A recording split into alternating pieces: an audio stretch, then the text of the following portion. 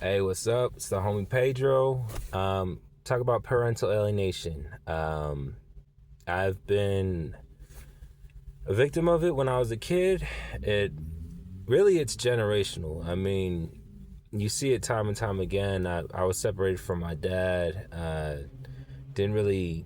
I'd see him over the years. It wasn't for him lack of trying. It was courts often like he would get he was getting railroaded. He was constantly getting falsely accused by my mom for like beating her and stuff like that. I've never seen anything like that. And then when I was 16, I went to go live with them, and ever since then, I've been really close to my dad. Reason why I'm talking about this is because my son, I have a 14-year-old son. I've seen him probably about 5 times since he's been 2. Um, every time it's a huge cash grab from the mom. The mom is Navajo, and so even though my son was born in Salt Lake City, she took him to the Navajo reservation and Navajo Nation, and I'd signed a document.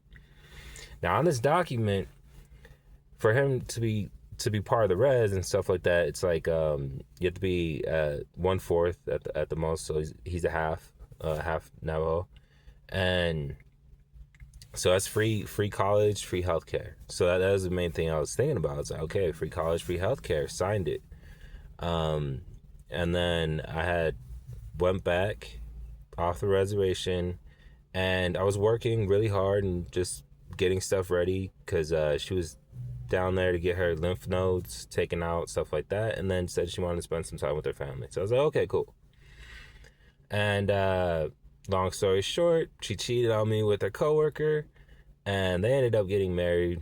I didn't know about any of this. It was just the day before that she was gonna come down. Everything was fine. Speaking up the days up to it, like, hey, you ready for this transition, stuff like that. Like, at the time, I was living with my dad. My dad has this big, like, condo space to where it's there's an upstairs and downstairs, living room, kitchen, own bedroom, stuff like that, and then just paying rent, and this way, keep the family together, everything like that. Day before all that happens, I'm married.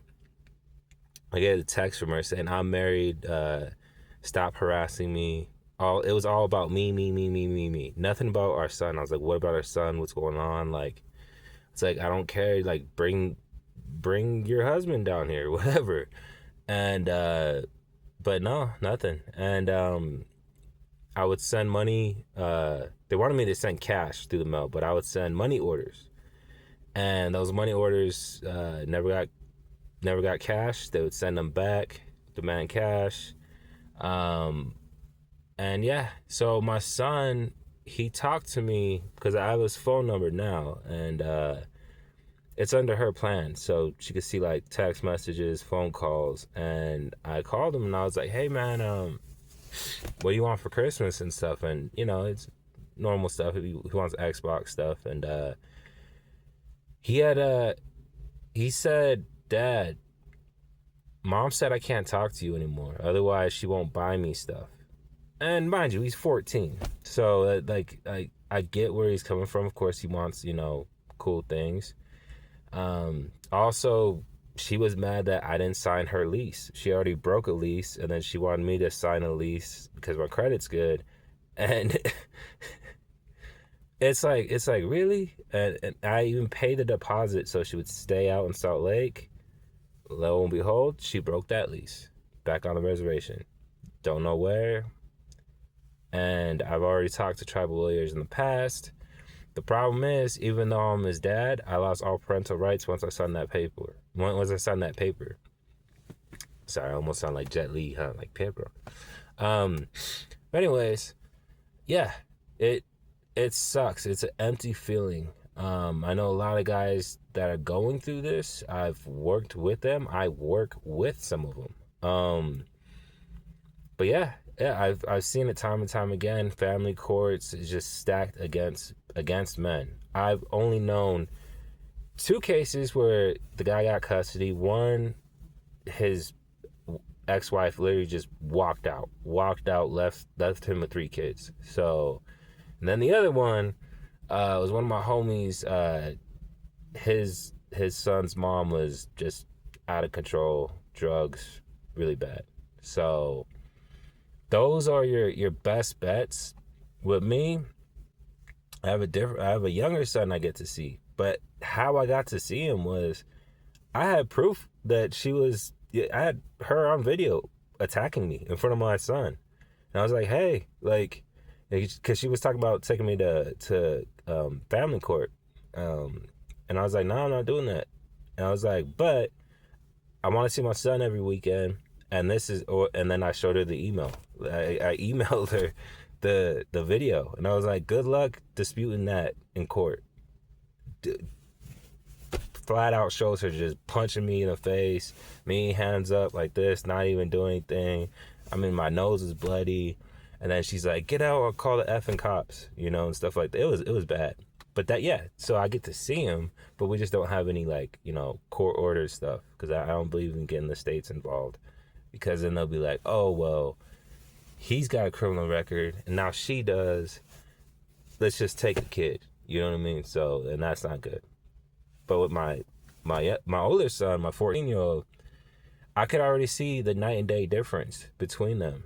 I've often bragged about my 11-year-old because he's seriously taking 2 college courses. It's quantum math and then advanced literature. Smart, respectful, knows MMA.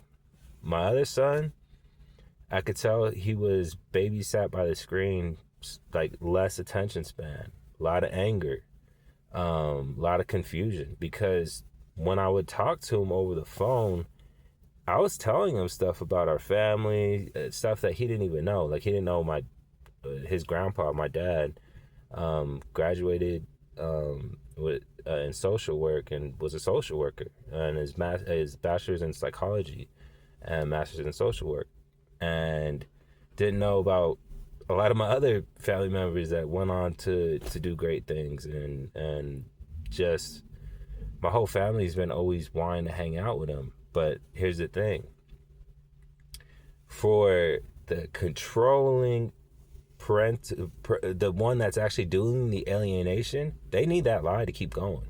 So once your son or daughter starts finding out the truth, they're gonna do basically the same thing my family did. When my family found out, hey, my dad wasn't a monster, none of my family talks to my mom. It's sad, but nobody really does. And she still is bitter towards him. He never even talks about it. He's remarried, everything like that.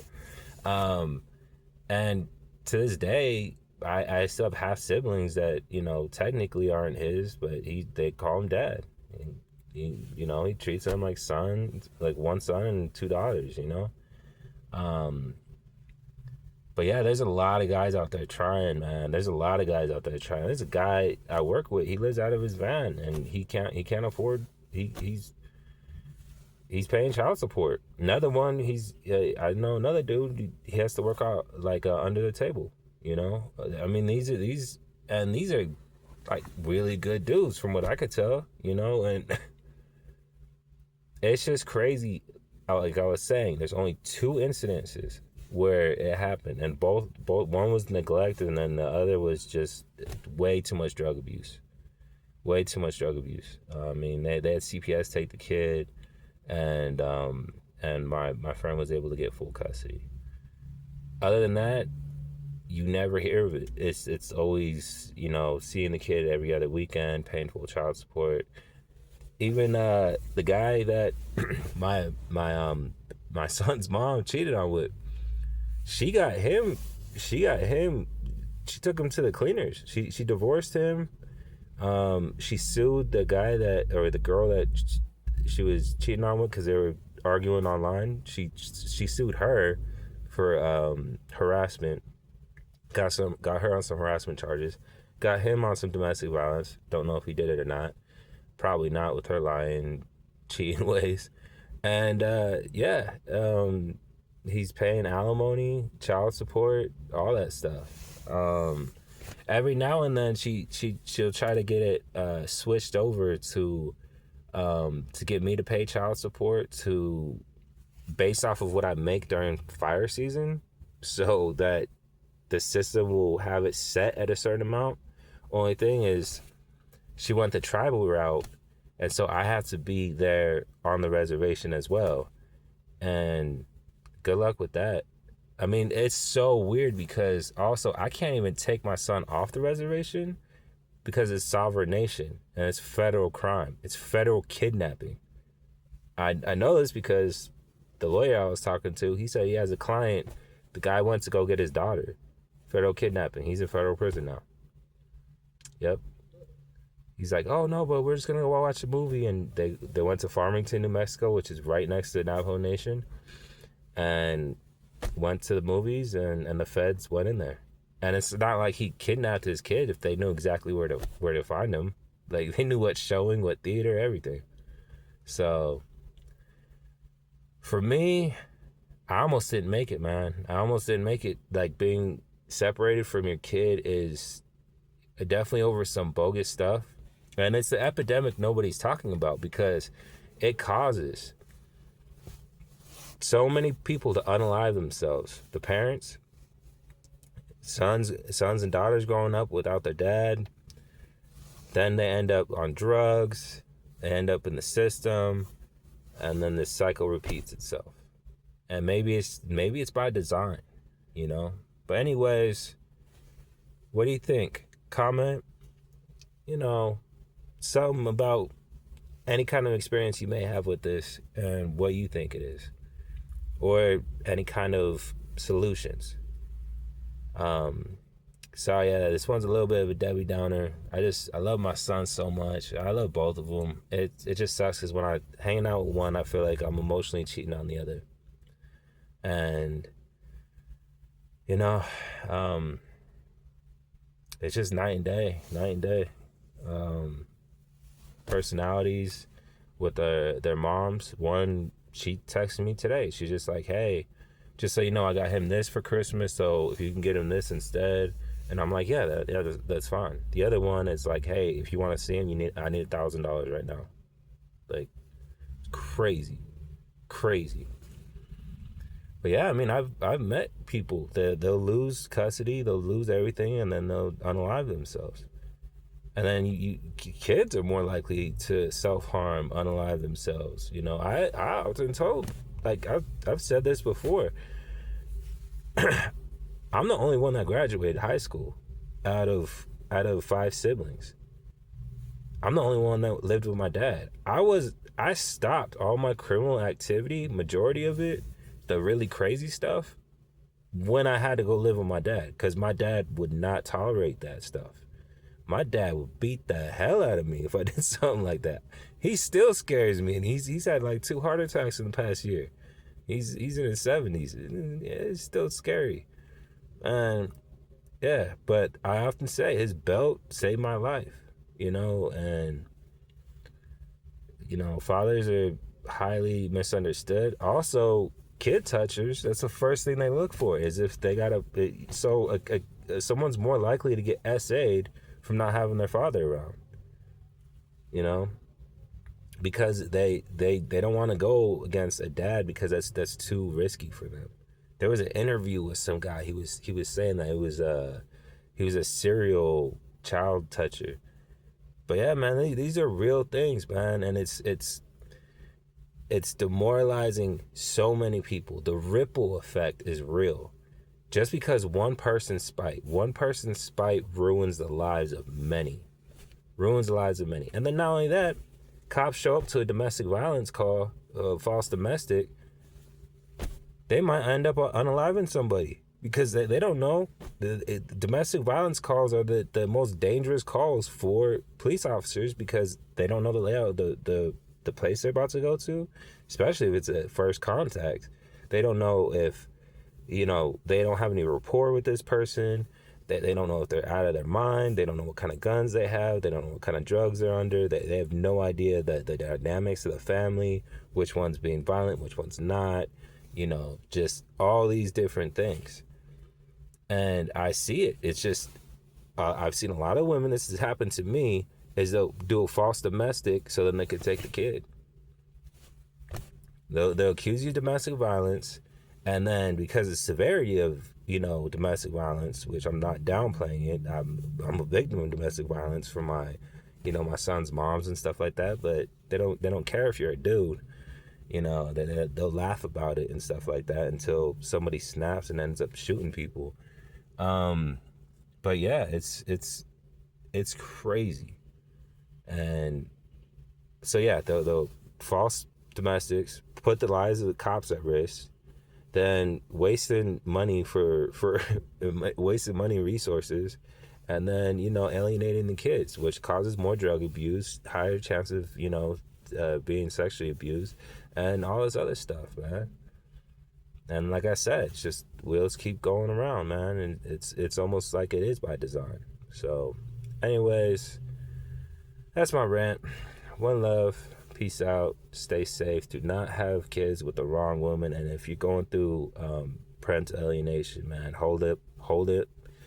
Do not give up. Do not give up. And do not give up. Do not give up. Do not give up no matter what. And don't be around negative people that are going to put you down. Oh, where's your kid at? Oh, you don't have your kid around? I've heard it all from my own family members. That's why I had to cut a lot of them off. And now I'm doing good. It's just time to get my other son. All right. Peace.